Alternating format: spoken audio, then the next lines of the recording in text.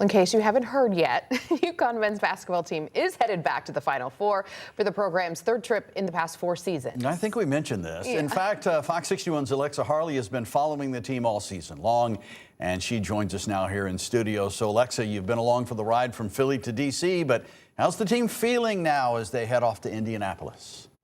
Yeah, I think good might be too basic of a word to use right now because most of them, they're still coming down from that high they experienced this past weekend in the Elite Eight after that Mullins miracle that punched UConn's ticket back to the Final Four. Now, we got to speak with Coach Hurley and players yesterday, and of course, we talked about the obvious things. You know, how are the guys feeling? Has it sank in yet that you're going back to the Final Four? We talked X's and O's about their upcoming opponent, Illinois.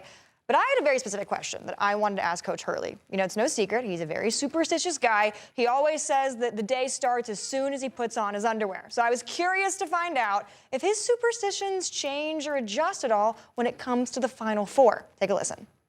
Coach, you're a superstitious guy. You know, you say it always starts with the underwear. Is there anything that you adjust or change with that superstitious routine that's like Final Four specific or pertains to? That's a great question. Great question. Well, I'm running into some issues because I got superstitions that are specific to Butler.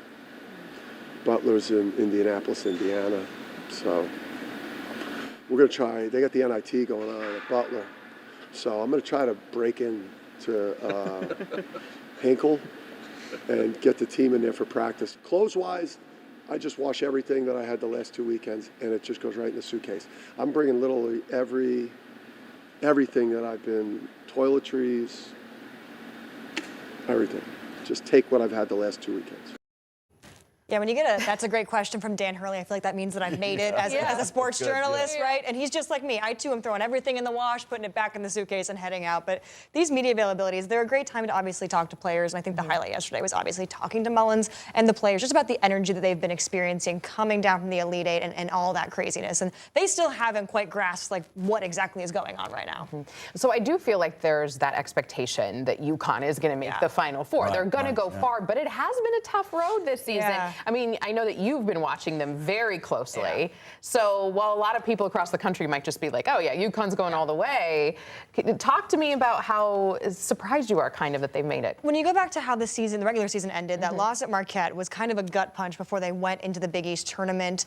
They lost to St. John's in that conference tournament title game. Dan Hurley said the team laid an egg. And I think that was kind of the jolt that they needed when it comes to the NCAA tournament. They just had to play better, shoot better, rebound better. Alex Karaban and Terrace Reed have really put the team on their back. They're the reason that they're still playing. I know Mullins gets all the credit, and rightfully so, for the three-pointer. That'll be in every one shining moment montage for years to come. But Terrace Reed, Karaban have made history the whole season, especially in the tournament, and they're the reason that UConn's still playing. I think it is important to note that the team had to put itself in the position for Mullins to win with that last one shot. So they spent most of the second half clawing back from a 19-point deficit to put themselves in position for that exciting play. So everybody gets credit. Well, and that was all Terrace Reed, and it shot over 20 points. And Mullins talked about at the end of the game when he blocks the shot, he throws it back to Karaban because Karaban's the veteran. He's like, I'm going to give it to him, make him shoot. And he was just shocked that it came back to him. And he's like, I got 3 seconds. I got to shoot. But so I'm now headed to Indianapolis in a couple of hours, it feels like, tomorrow, bright and early at 5:30 a.m. So make sure you tune into Connecticut Game Week on Friday at a special time. It's going to air at 5 p.m. this week. Sean Humphrey will join me from Phoenix, and we will look at both the men's and women's Final Four journeys as they look to earn their spot in the NCAA championships. You can tune in right here on Fox 61 or Fox 61 Plus. All right. Thank you, and have fun. Yeah, I've got to get my sleep now, it feels like. All right, also after that iconic shot last week, freshman Braylon Mullins was the man of the hour at today's send-off for the team in stores. I'm sure he was. Fox 61's Victoria Anderson was there with the fans who were celebrating the team's upcoming Final Four face-off. Just take a look at the turnout as fans say goodbye and good luck to the men's Huskies team. This doesn't even begin to show the support this team is getting as they head into the Final Four. March may be over, but the madness is just as strong here in stores. Husky fans hit the streets to send off the men's team before they take on Illinois in the Final Four Saturday. And it's no surprise after last week's buzzer beater shot, fans were eager to see one specific student athlete. Really, who's your favorite player? Braylon Mullins. Really? Did that happen after this past weekend?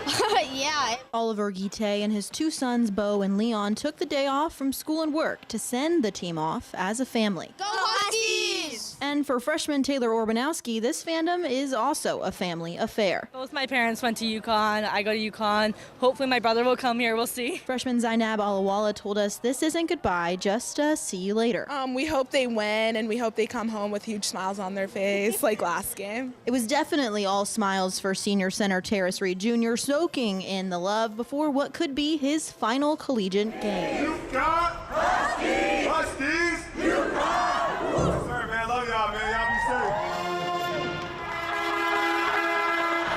While the men's team is already on their way, flights from Bradley to Indy will be flying out for the rest of the week. Southwest actually just added 2 more to get you there on Friday, just in time for Saturday's tip-off. In stores, Victoria Anderson, Fox 61.